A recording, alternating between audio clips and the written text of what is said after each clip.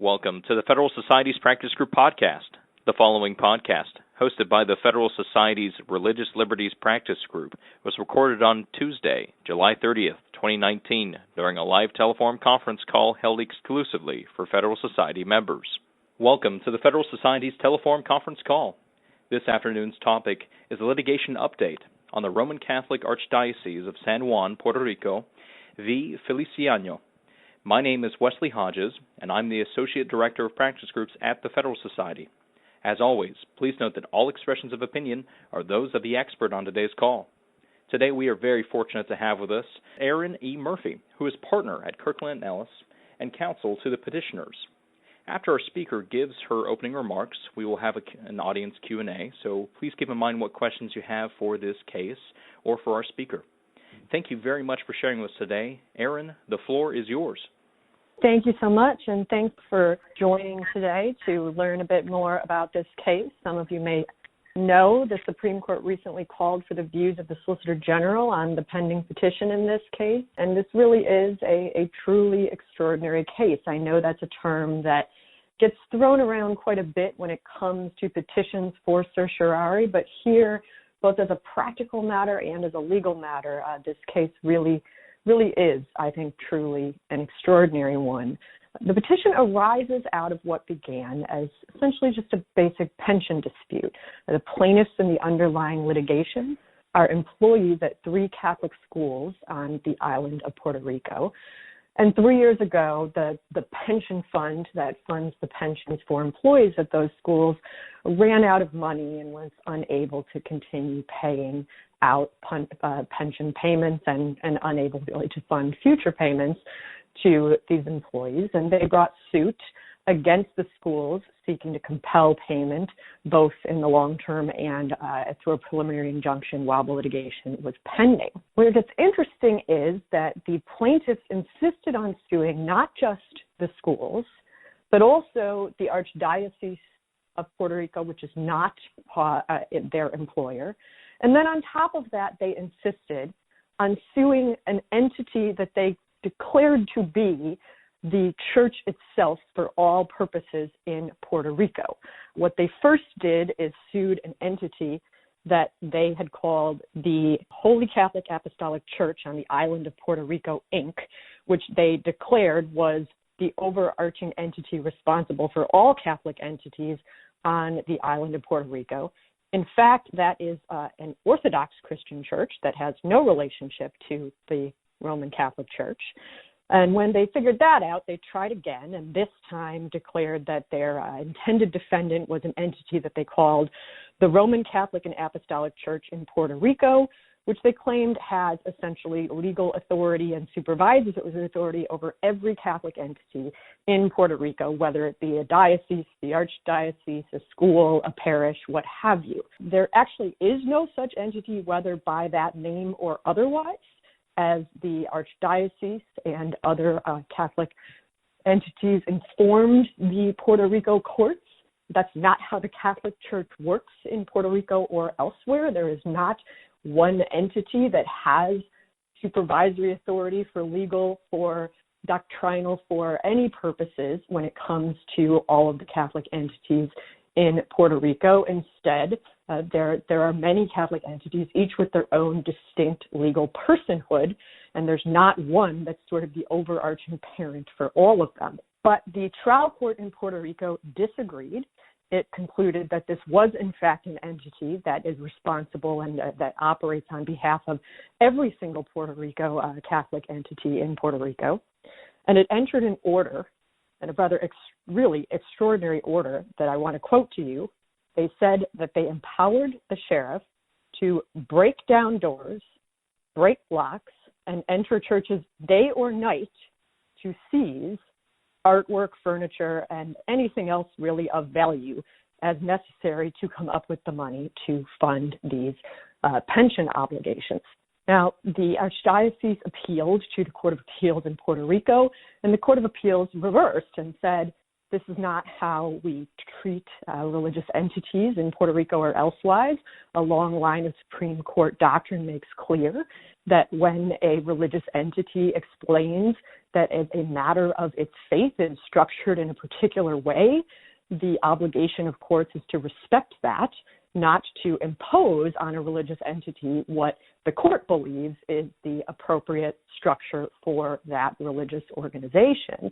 And it was very clear, the Court of Appeals concluded, both as a matter of First Amendment principles that the Supreme Court has established, that the courts should not be getting into this inquiry, and as a matter of canon law, that all of the positions that the plaintiffs, the trial court had taken here are just incorrect, because it's very well settled that the church has many different entities that all have distinct legal personhood and can be treated as having distinct legal personhood in a manner that's entirely consistent with state law, with Puerto Rico law, with federal law, and ultimately with First Amendment principles.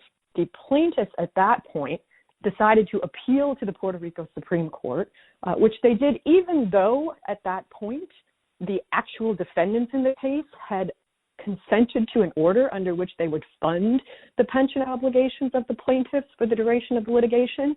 The plaintiffs weren't content with that.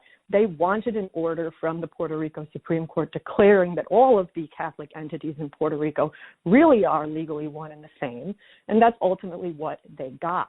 The Puerto Rico Supreme Court reversed and said that as a matter of Puerto Rico law, the Catholic Church is one and only one entity. Its schools, its parishes, its dioceses, what have you, all throughout the island really are essentially jointly and severally liable for everything that each other does.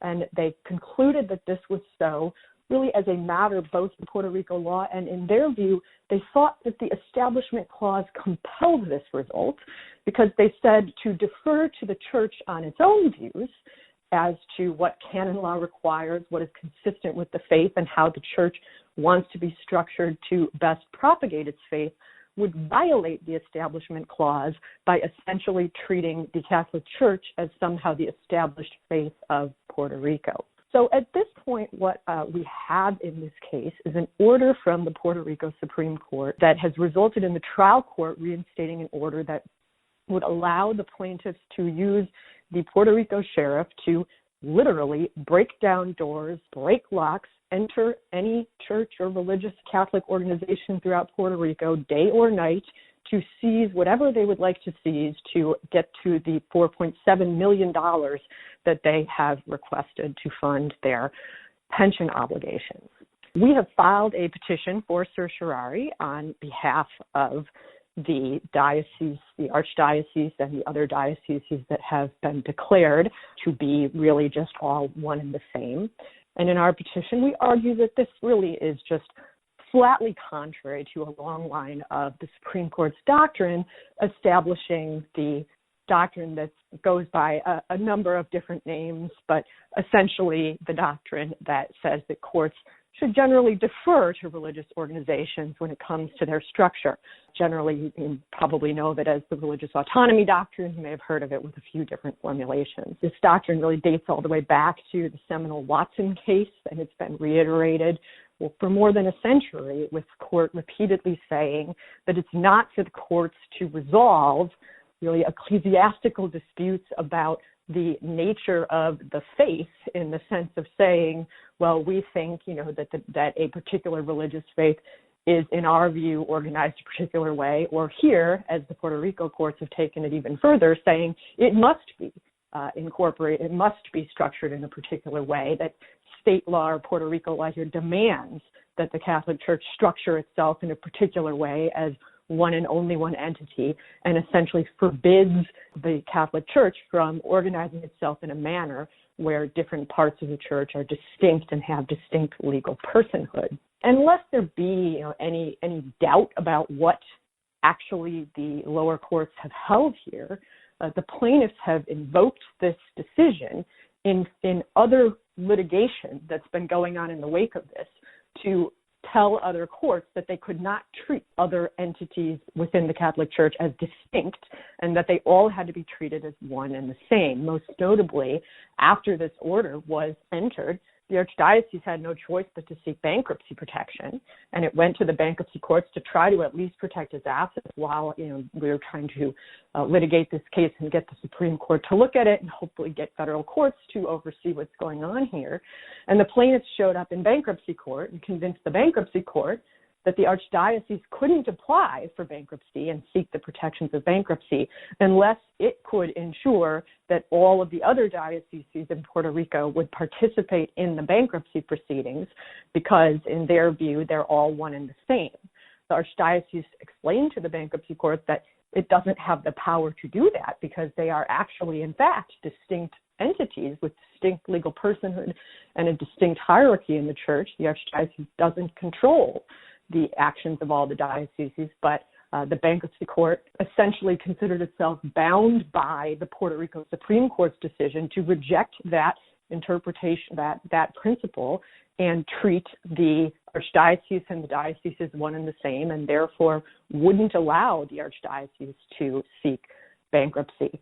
There's also been subsequent proceedings in which dioceses have tried to separately incorporate, and the Puerto Rico courts have said, no, you can't do that because we've concluded through the highest Puerto Rico court, the Supreme Court here, that the church not only is but must be one and only one church. So it's ultimately a case that has, extraordinary practical implications for the church, which is now facing a $4.7 million obligation that has to be funded by any and all Catholic entities throughout Puerto Rico. And it's an extraordinary decision for purposes of doctrine because it's just so profoundly out of step with the Supreme Court's jurisprudence in this area. Far from compelling courts to override the way that a religious organization wants to structure itself, the court generally requires courts to defer to all of that. Now, that's not to say that there can't be, general principles of you should comply with incorporation doctrines and comply with certain requirements of state law where they apply, but there really are no such principles here that, nobody's suggesting that the church kind of adamantly refused to comply with certain principles, or that the dioceses are really kind of trying, being sincere in what they are telling the courts about their structure. The court has just concluded that they cannot be structured the way that they would like to be structured, and that Puerto Rico can instead decide for itself what a religious organization should look like. So, it's not surprising to us that the Supreme Court has taken note of this case and has, after considering it at several conferences last year, decided to call for the views of the Solicitor General. We've had some great amicus support in the case from other religious organizations explaining what the consequences of principles like these would be for the ability of religious organizations to structure themselves the way they prefer, whether they be hierarchical, large organizations like the Catholic Church or smaller organizations that really have very little structure.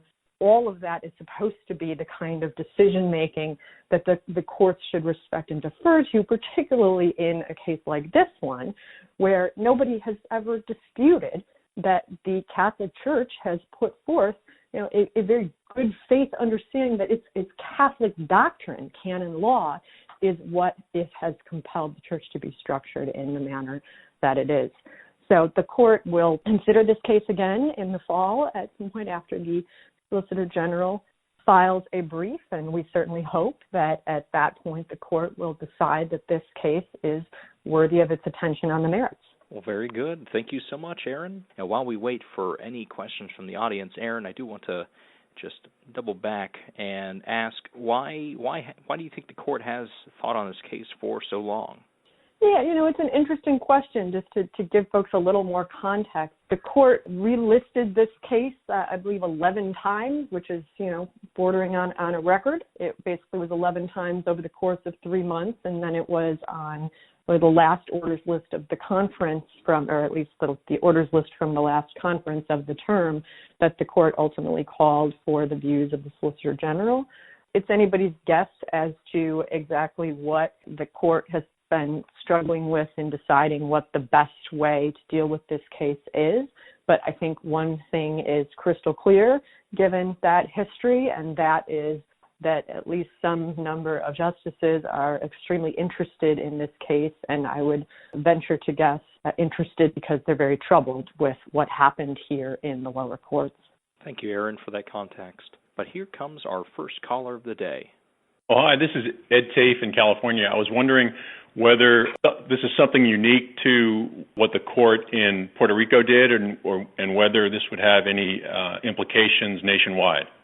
Sure, and I think that the answer is, there are certainly aspects of this that are perhaps product of some peculiarities of Puerto Rico, but there's nothing about sort of the reasoning that was applied here that couldn't apply with full force by any court that adopted it. There is sort of a particular dynamic here of the Puerto Rico Supreme Court noted that it believed that it was compelled by a 100-year-old U.S. Supreme Court case to treat the Catholic Church as one and only one entity all throughout Puerto Rico. In fact, that 100-year-old case really simply was rejecting the proposition that the Catholic Church lacks legal personhood entirely, which was the position that certain aspects of the Puerto Rico government were taking back at the turn of the last century. They had said, that the Catholic Church just couldn't incorporate and couldn't have legal personhood and wouldn't be treated as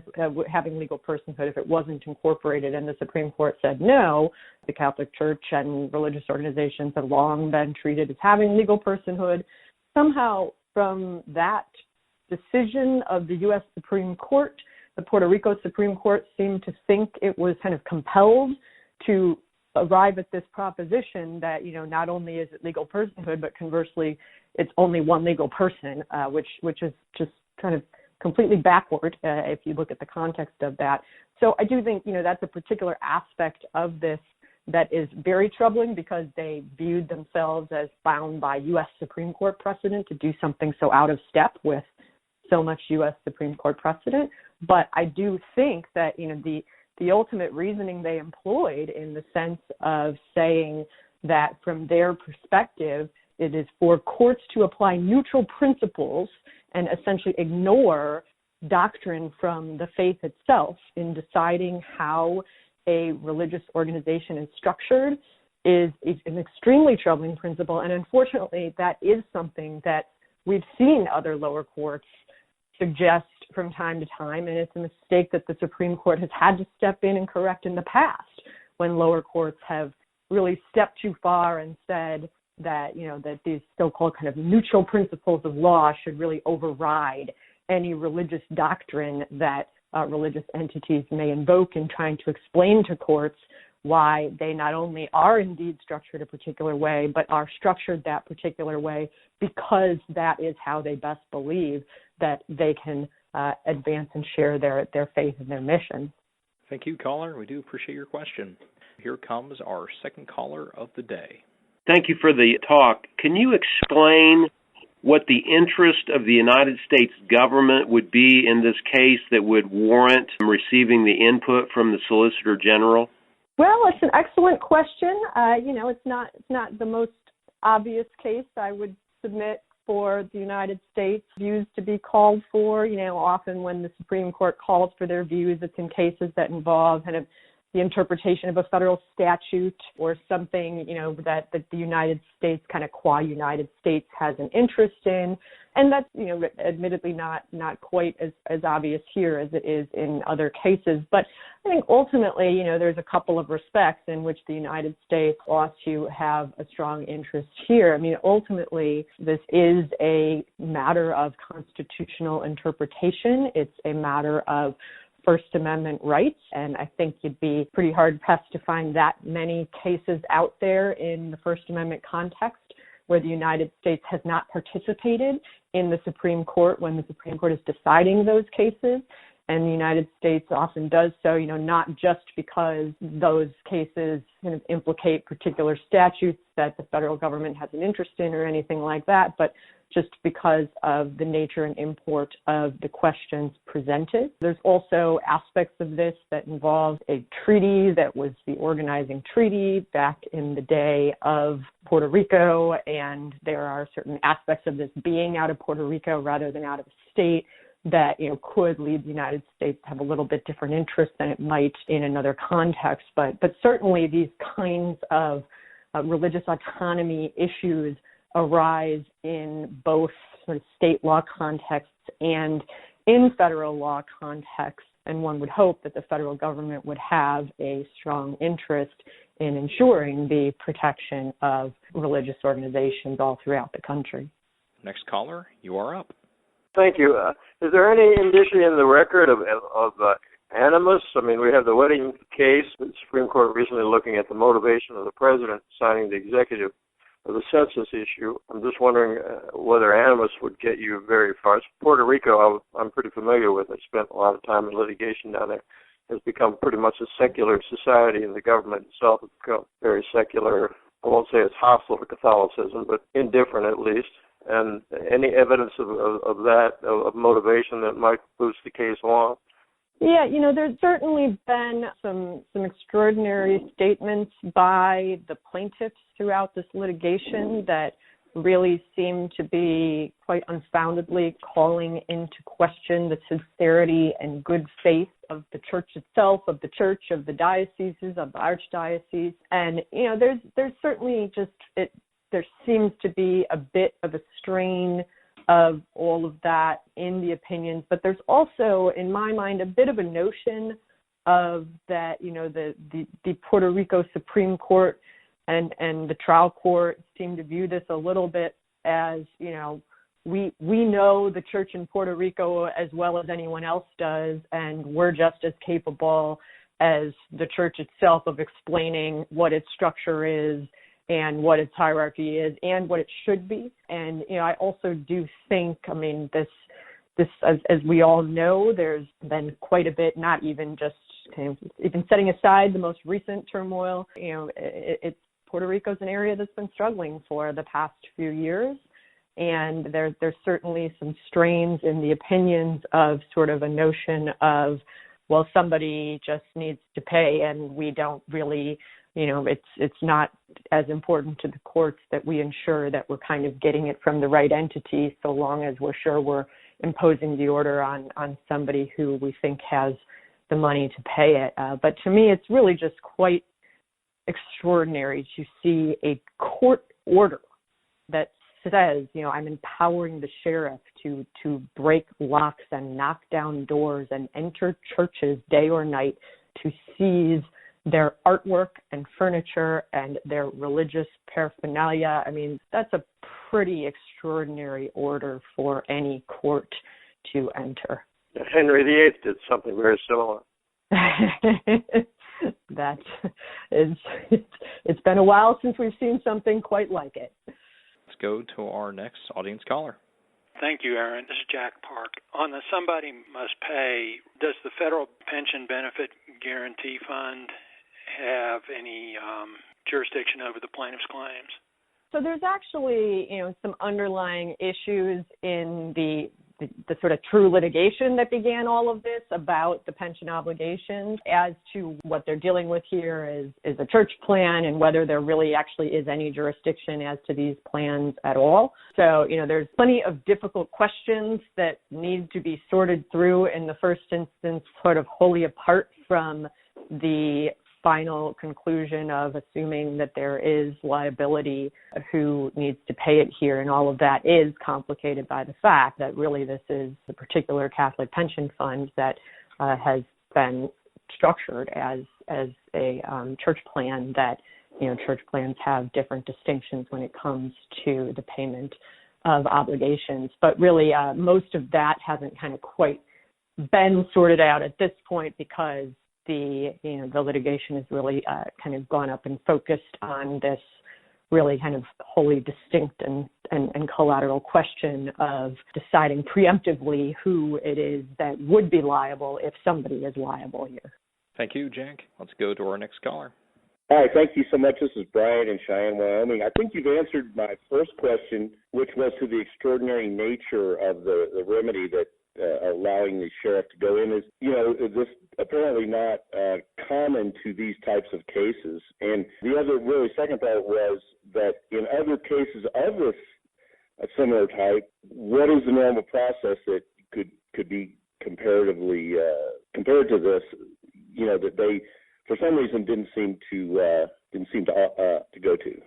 Yeah, so sort of what led to this particularly extraordinary order and measures is the really unfounded view of the trial court that the defendants or the overarching church that it had sort of established were being uncooperative. In fact, what happened was, it started with just sort of an order to fund, and there was an attempt to kind of execute, but because this entity that the plaintiffs have tried to sue doesn't actually exist as a legal matter. I mean, it's not just a matter of it's that the entity, doesn't have overarching power. I mean, they just named an entity that doesn't exist. That sort of frustrated the ability to immediately execute the order. It was unclear who they would serve it on, and they initially kind of tried to go to the wrong entity and demand money from, an entity that I think was not even Catholic. So, and then they went back and said, well, you haven't paid within 24 hours. And really it had been 24 hours, and the trial court basically said, well, then you're being incalcitrant, and we're going to, impose this order that the sheriff can essentially come and seize everything from you.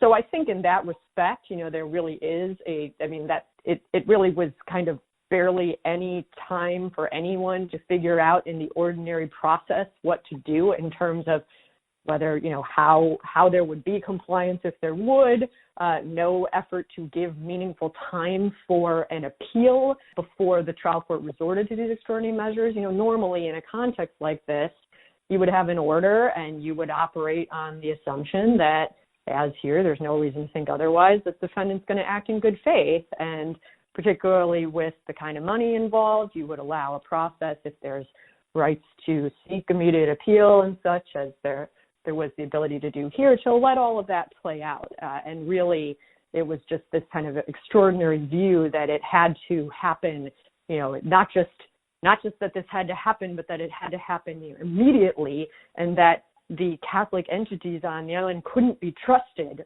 really to comply absent sort of this extraordinary compulsion by the lower courts that resulted in a rather out of the ordinary way of the court's proceeding here, instead of just having a judgment or an order that you expect that there would be compliance with in due course. Next caller, you are up. Hey, Erin, this is Hiram Sasser. Don't you think that this case, or would you characterize this case as more of a dispute over church leadership or church property? It's an interesting question. I guess I would say it has sort of a flavor of both, because in my mind, while ultimately what the court wants to get at is property, its reasoning for getting at the property of everybody comes from its sort of restructuring of leadership and its view that not even the Archdiocese, but this kind of made-up overarching entity is in charge of every other entity on the island. And it's because the court has declared them to, all be under one kind of overarching set of leadership that it has then declared all of their property to be one and the same.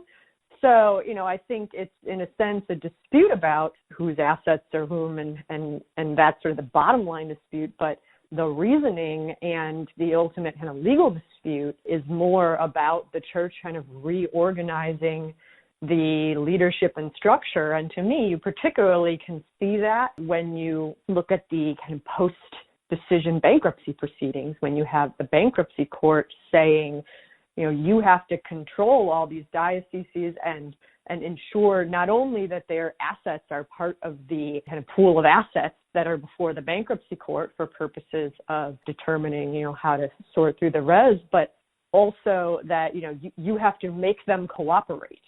You have to make them participate and be part of these proceedings. So in essence, you have to kind of restructure yourself in such a way that you have the power and leadership over the dioceses that, as a matter of canon law and until now as a matter of all law, the Archdiocese has not had. So I do think at the end of the day, it's not just a matter of, this isn't like a case where the court is really saying, well, this property sort of belongs to multiple people, so the property is something we can get at. It's a case where what the court is ultimately saying is, we just don't think you can be organized in a way where you aren't all ultimately subject to a single set of leadership. And if we can't, take this all the way to the Pope, because even Puerto Rico seems to acknowledge that its courts don't have jurisdiction over the Vatican, they're happy enough to at least go as high as they think they can go for purposes of restructuring the church in Puerto Rico. Thank you very much. Seeing no immediate questions from the audience, Erin, I'd like to turn the mic back to you. Do you have any additional thoughts or thoughts you'd like to share before we close today? Nothing more than to thank everybody for joining us, and I encourage you to follow this case and see what we see next out of the United States and the court, because it's certainly a very interesting and extremely important one. Absolutely. Well, on behalf of the Federalist Society, I would like to thank you for the benefit of your very valuable time and expertise today. We welcome all listener feedback by email at info@fedsoc.org. Thank you all for joining us for the call today. We are now adjourned. Thank you for listening. We hope you enjoyed this practice group podcast. For materials related to this podcast and other Federalist Society multimedia, please visit the Federalist Society's website at fedsoc.org/multimedia.